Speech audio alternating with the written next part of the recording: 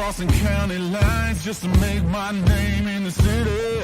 Took everything, put it on the line, cause I never break or back down.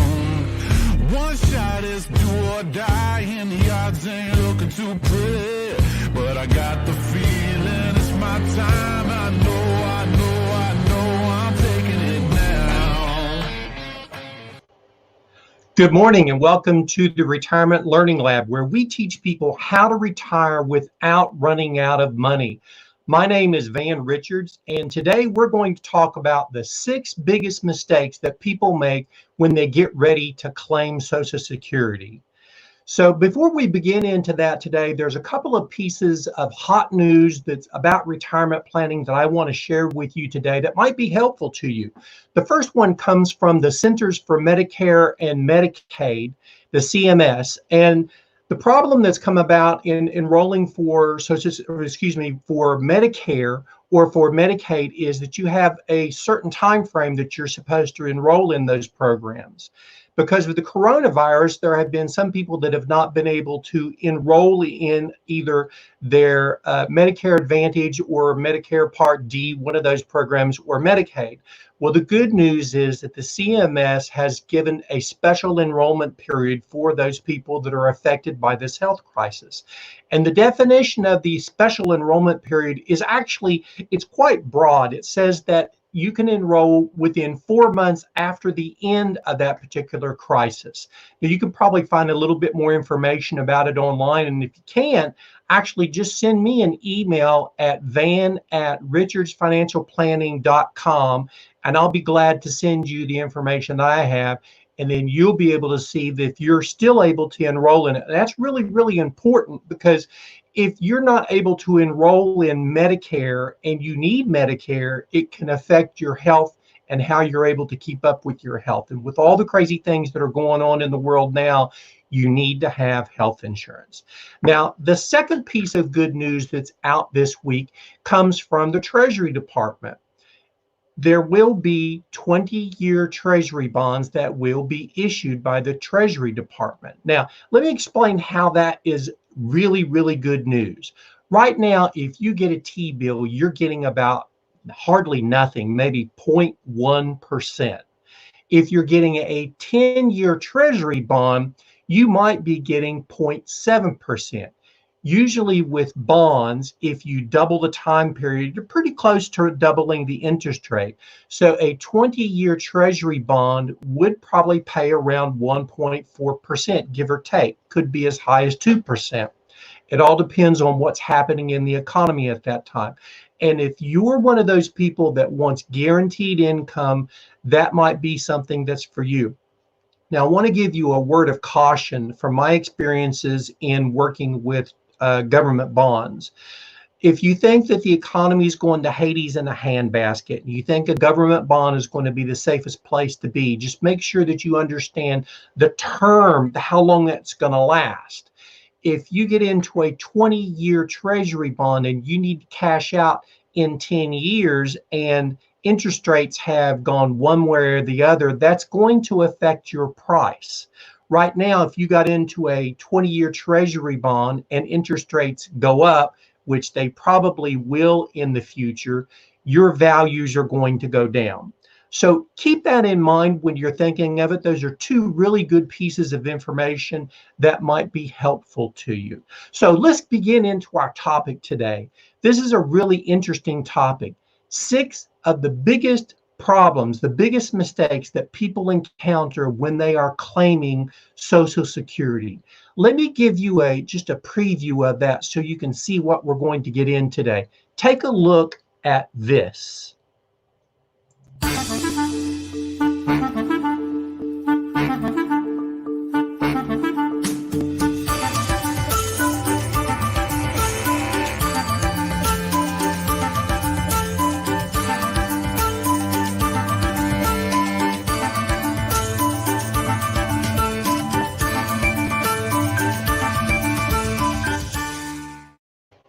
Social Security is a really important program, and I want to emphasize exactly, more precisely, how important that is.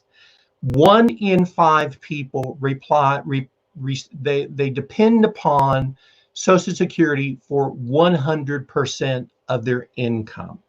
That's quite a few people.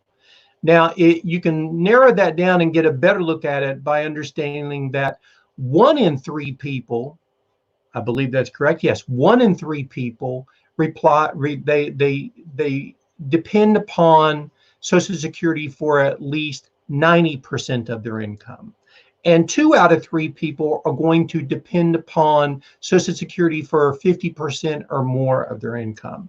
So Social Security is an extremely important program for a lot of people, an awful lot of people. Now, as we go through today, if you have questions, make sure that you type them in. And if you're following me on Facebook, you can put it into Facebook Live. You may have to give the streaming company called StreamYard permission to access your information.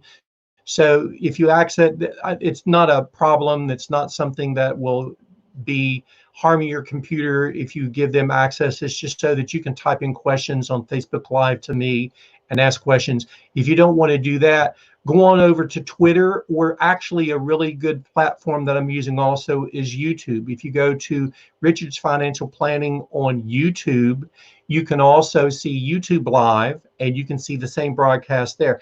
Actually, that's where you can go and you can see all of our broadcasts from the past, and there's several of them that you might find interesting. You might find some topics. If you want to find out when the broadcast is going to be coming up, or sometimes we have a new video that's going to be dropped about one subject or the other that has to do with retirement planning or finance, go on over to YouTube and subscribe to that channel, and you'll get notified when we drop some new information in, and you can follow us. Now, as you go through today, just type your comments in. I'll put them up here, and let's just make sure that we are going on. Good. So we've got things working. So if you have comments today, make sure you type them in, and I'll be glad to answer your comments and comment to your comments. So let's take a look at the very first mistake that a lot of people make when they're getting ready to claim Social Security.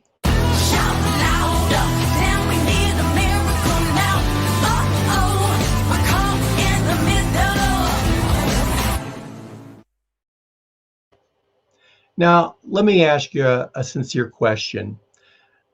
Women, if you're sitting with a husband, I want you to think for a moment. You don't have to look at him. You don't have to point at him. Are men really cads? And by saying a cad, are they unthinking? Do they not care? Well, one might think that when you look at one of the biggest problems with Social Security. You see, if you're a married spouse, and I'm going to say husband and wife just for the sake of this conversation, and let's say, for example, if the husband is working full-time and the wife is working in the home, sometimes that happens, you qualify for spousal benefits. Now, your husband would qualify for workers' benefits, and he'll have whatever his average income is. The average Social Security right now is around $1,400 a month. The spousal income is about half of that. So 50% of whatever the worker's income is what the spousal income will be in the future. And, you know, if you have the roles reversed and you have your husband who is basically dependent upon the wife, then that's something that you need to consider too. It's still, if you are collecting a spousal benefit, it'll be 50% of your income. Now, if you think about this just for a minute with husbands and wives, who usually lives the longest in a marriage? And it has nothing to do with marriage, it just has to do with what God made. And that is the fact that women generally live longer than men, somewhere in between 4 to 10 years longer. Now, when you claim Social Security, if you go out and you claim your workers' benefit, if you do it at 62, you are locking in the amount of money that you're going to get per month. If you delay enrolling in Social Security, then you increase that every single month that you delay collecting Social Security. So what you're doing is you are either increasing or else you are permanently decreasing the spousal income. So if your spouse lives 4 to 10 years beyond you, then you will be, I want to say condemning, but you will be basically signing them up for half of what you're getting for the rest of their life. Now, they will get a higher income than that if you pass away before them, because they'll get the survivor's benefits in there too. And that's another story for another day. But the point of it is that that amount will be reduced if you retire early. So let's go back to that question just for a minute. Are men cads? Let me just check for a second. Is there anybody out there that's brave enough to say yes or no? I don't know. I don't see any responses yet, but I'm gonna go with what the general consensus I believe is. And there's actually some studies that are done on this, and it shows that older men generally enjoy spending time with their wives. And that's significant. If you enjoy spending time with your wife, you want to have the best for her. And vice versa. Women, if you enjoy spending time with your husbands, you want the best for them. Delaying Social Security will increase your benefits significantly. And we'll talk about that just a little bit more as we go along, because I want to get into that second topic because this leads right into it. Let's take a look at this. Baby, be good. Baby, be good. Our kingdom's falling on the cross, baby. Baby, be good. I'm not sure if you've ever heard of it before, but there was a study which was done back in 1972.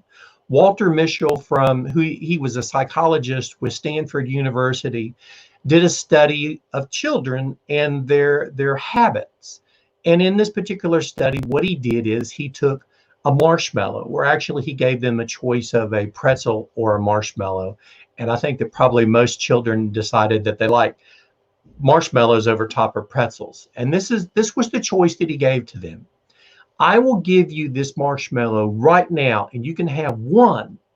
But if you'll wait for a little while, then I'll give you two.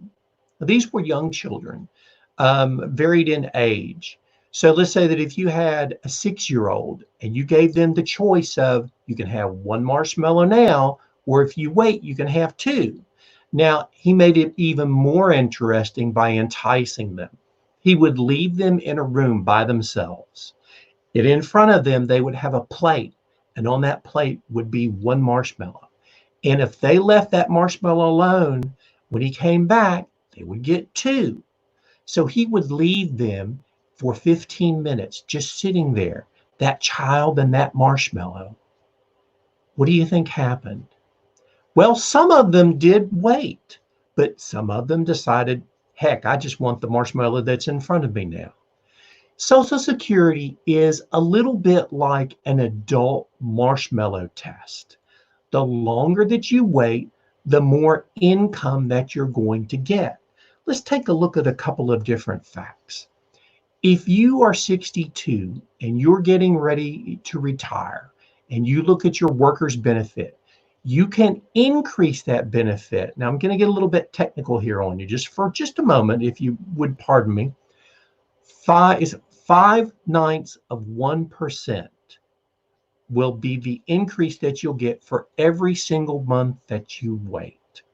So if you wait for between the ages of 62 and 65, you could increase your benefit by as much as 20%. And if you will wait until your full retirement age, now let me explain that just for a moment.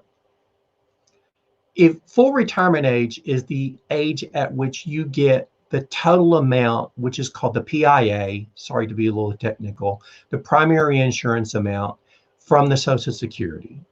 So if you'll wait till you get the PIA, you get, let's say, X as far as your monthly income. Now, if you continue to wait beyond, remember we talked a moment ago about the 0.5% all the way up to, actually it's the first 36 months, then beyond the 36 months until the full retirement age, it's 0.512%. I'm sorry for being technical. Basically, it's about 20% from 62 to 65.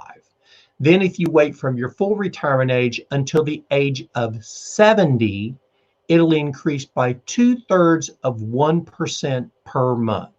Here's the bottom line. If you can wait to claim Social Security from the age of 62 to the age of 70, and you continue to work. Now, the and is a big part.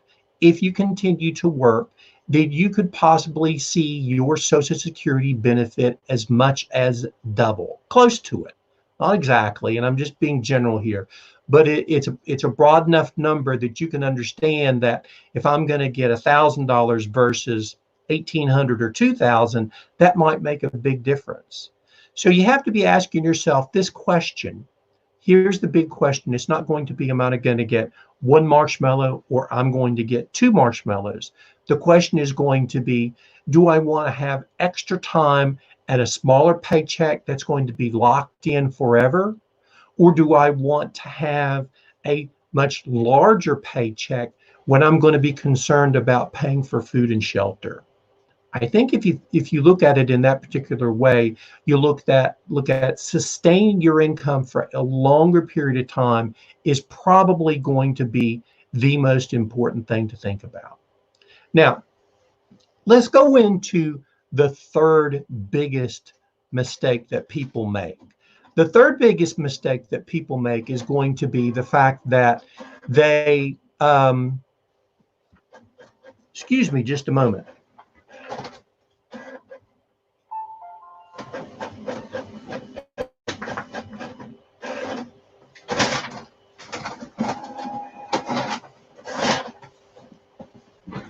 A little bit of noise going on there behind me. So sorry about that, folks. Just let's get back into it. Now let's look at the third mistake. Take a look at this.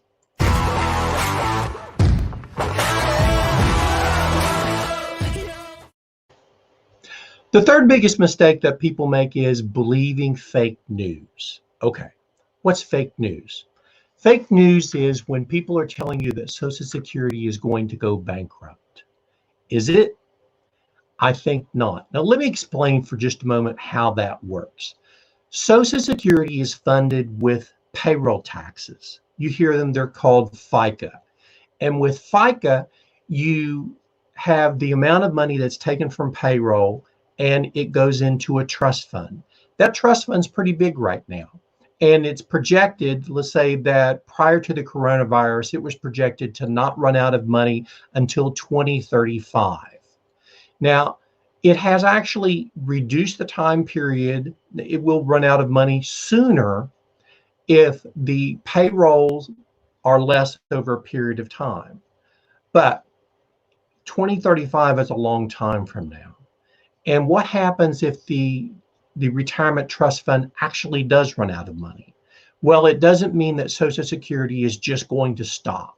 What it means is that Social Security will be just funded with payroll taxes at that point in time.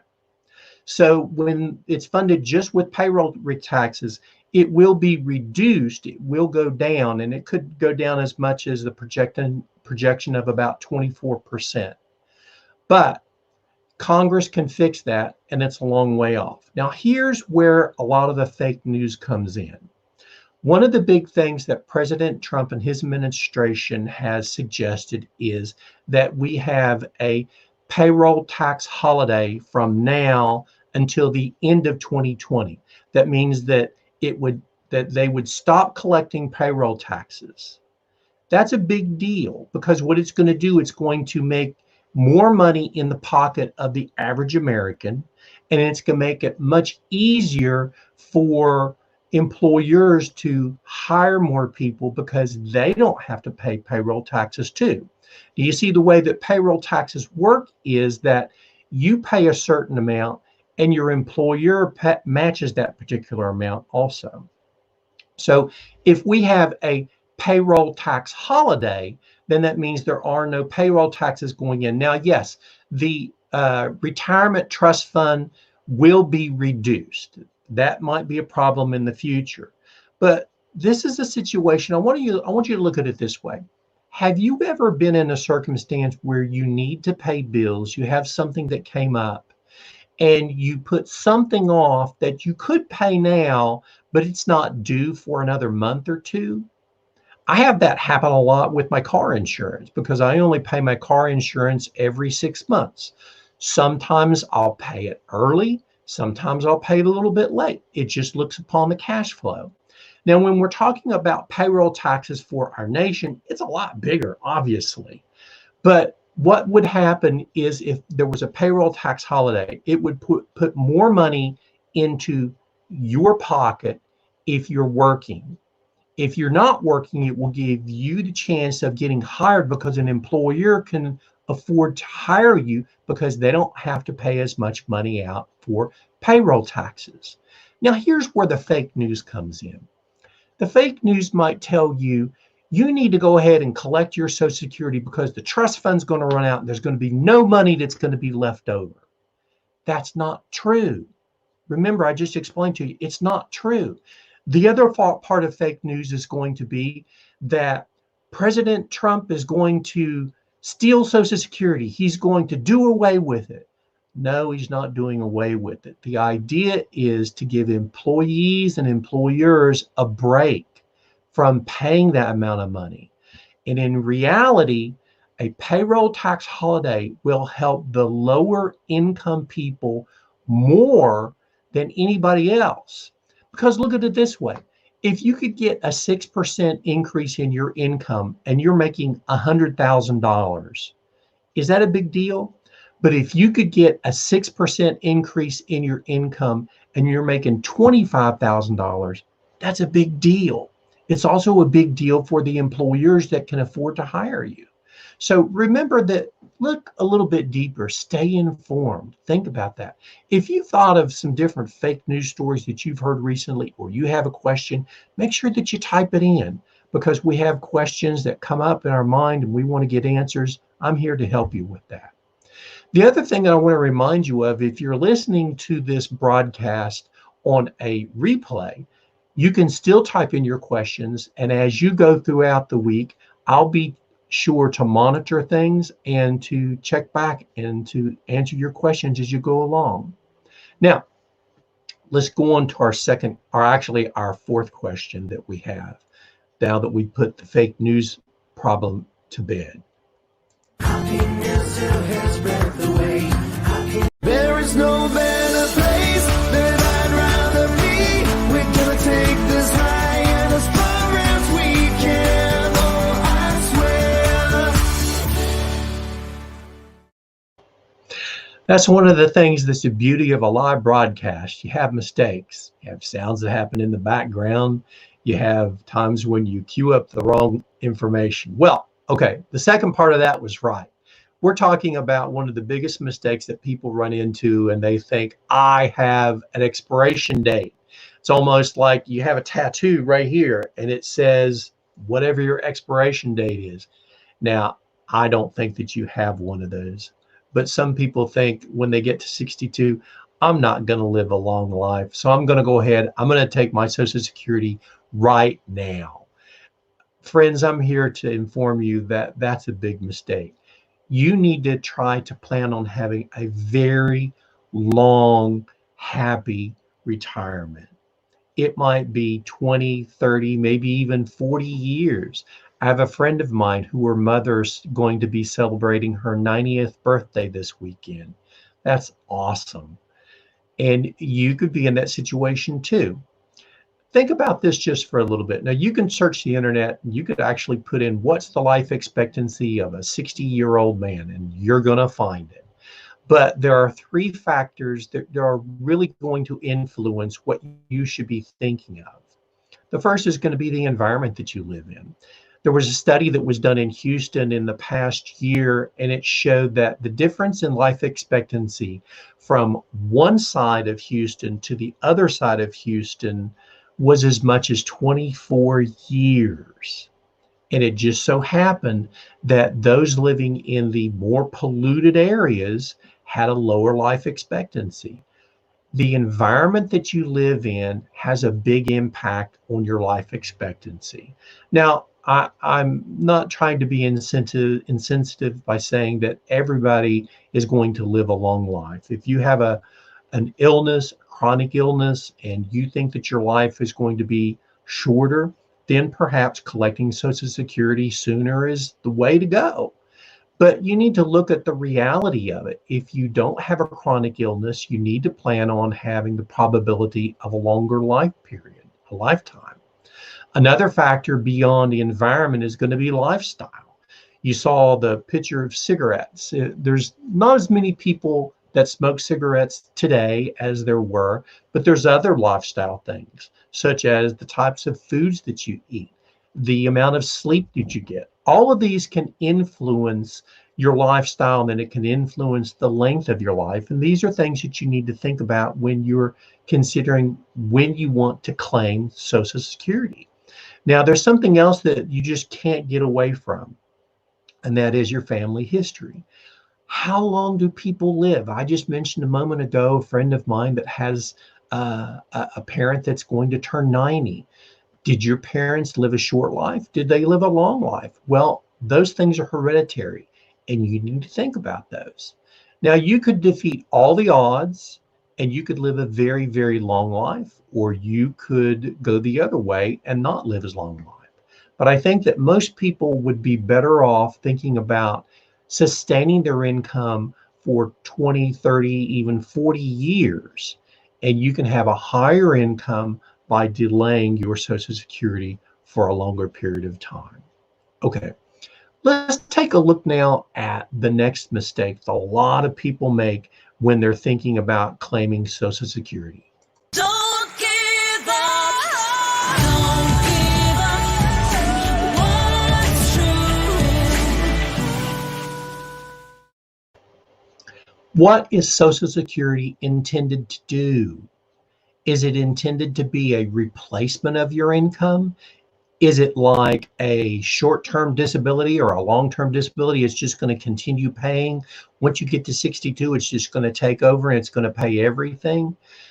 When Social Security was first designed and it was first thought of by Roosevelt back during the Depression, the idea was that Social Security was going to be, actually after the Depression, excuse me, get my time frames right in there. When Social Security was created by President Roosevelt, the idea was that the quote is, hold on just one second.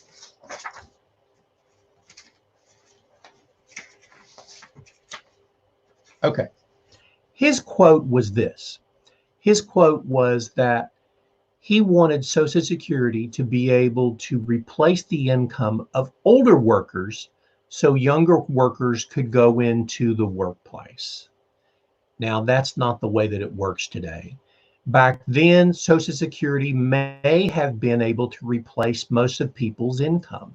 Today, you're going to see that Social Security is only going to replace about 25% of your income. So Social Security is not a pension. It's not something that you can rely upon. If you are younger and you're thinking of that, you need to think of it as a supplement. The average Social Security is only going to be about $1,400 a month right now. The average income of an American worker right now is about $4,000 a month. There's a big difference in between $1,400 and $4,000. The idea of claiming can be helped. You can help yourself by delaying the amount of time that you wait before you claim. Don't think of Social Security as going to be income replacement. Think of it as a supplement. It should supplement about 24-25% of your income. And if you look at it that way, and you've got other sources to replace the other money, then you're going to be much better off. Now, let's look at some ideas. Let's look at the sixth mistake that people run into. The sixth mistake that people run into is actually going to be concerning taxes. So let's take a look at that. Happiness a hair's breadth away. Happiness a hair's breadth away. Happiness a hair's breadth away. One of the big mistakes that people make is they think that Social Security is tax-free. Well, if you're a lower income worker, if you saw the slide that went by just a moment ago, you saw that there is a level of income where Social Security is going to be tax-free. Let me play that one more time so you can take a look at it. Happiness still has breath away. Happiness still has breath away. Happiness still has breath away.